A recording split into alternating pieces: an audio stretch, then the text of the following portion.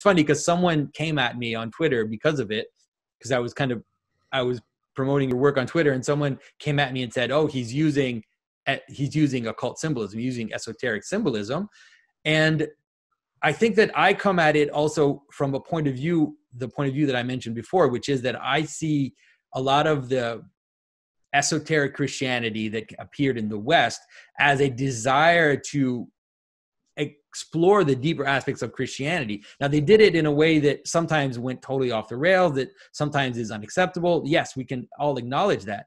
But for example, like you used some Rosicrucian symbolism in one of your images, and you had a rose in the center of the cross. And someone was saying, oh, that's Rosicrucian. But okay, so it's Rosicrucian, but are you looking at the symbol? What's wrong with the idea that there's a rose at the center of the cross? It's actually a very powerful image of what the cross is, what creation is, what is at the center of the cross. All of these things are being brought together in a very powerful way. So now whether or not Rosicrucians exaggerated or went off the rails, or because of their secret society status, they were involved in some kind of weird political movement, that's beyond, well, it's not totally beyond the point, but is it possible for us to take these images back, right? To bring them back and to show their potential to participate in the Christian narrative. So I don't know if it's something you've thought about, or if you're going about it more intuitively. Oh yeah, dude. Yeah. I think about that all the time for sure. It's a big part of my art situation, I guess you could say. Yeah. Well, for me, it's always like, there's a really, I guess you could say, a fine line where on the one hand, I think of it as like, I never really want to like concede territory to some, let's say, ideologies or worldviews that I'm not really about. Like, that's a perfect example, like rose and the cross together. Like, it is kind of classical, like Christian medieval symbolism, but certain groups have like used it.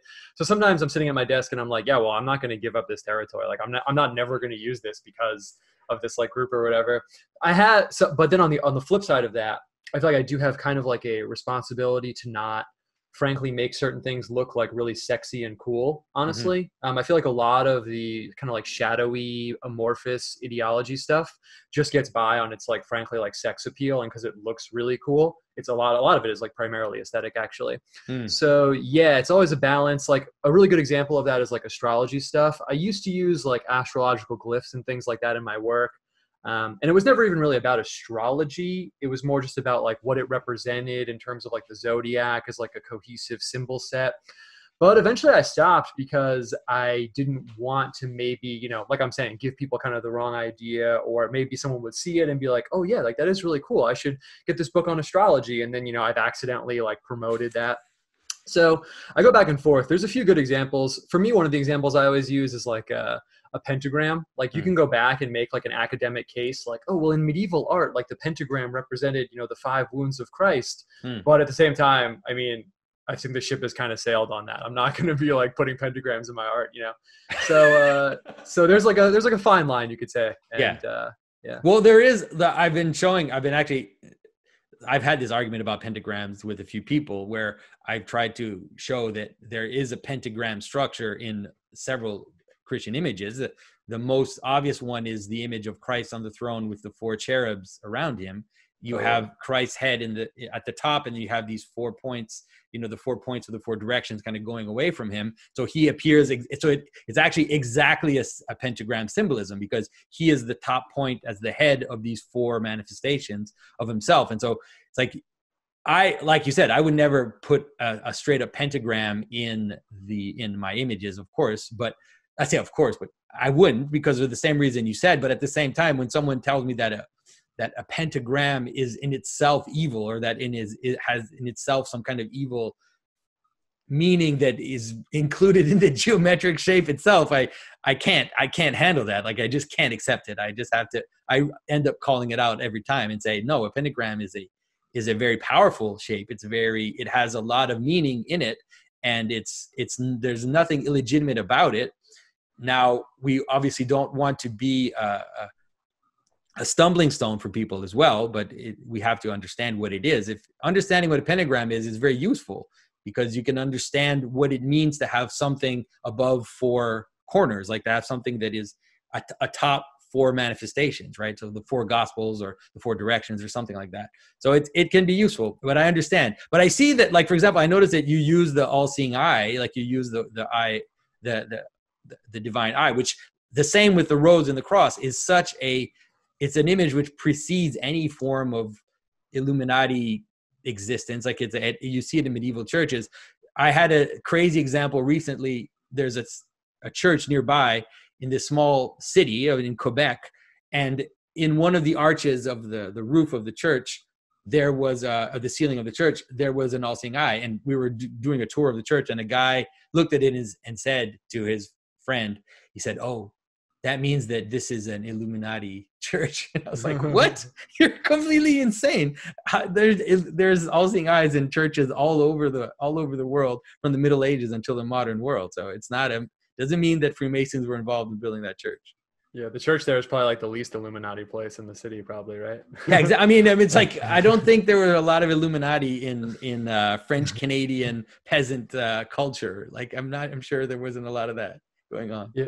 Yeah, I always think of this story. I honestly wish I could find it. I just remember reading it somewhere, but it was something like these like townspeople were talking about how the full moon is like the time when like the devil's active, and how the full moon is like this evil symbol.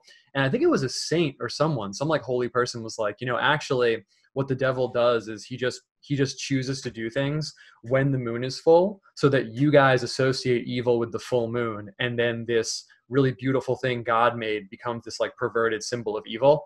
And I really, really liked that like little like tale. And that's something else I think about also. Like, an owl is another perfect example. Like, yeah, secret societies using owls, but like at the same time, I mean, God made owls. Am I like never going to put one in my art? Probably not, right?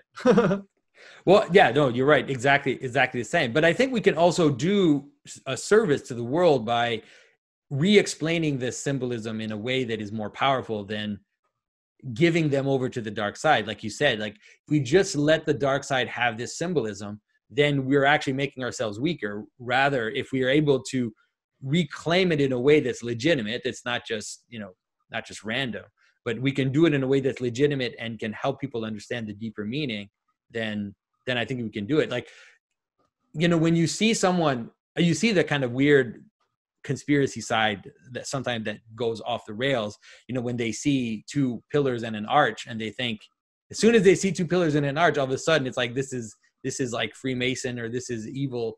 Like, dude, you can't do that. Not two pillars totally. And an arch. My goodness.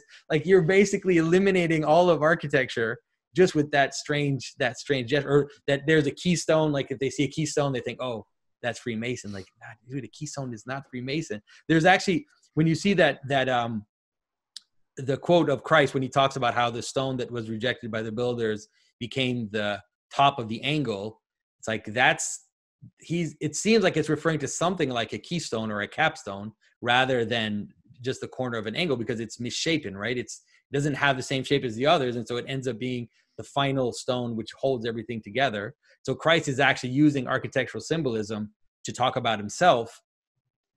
So if you're going to give that to your enemies that you see as your enemies, you're going to give that to them, then you're missing out on something. Totally. Yeah. I couldn't agree more, honestly.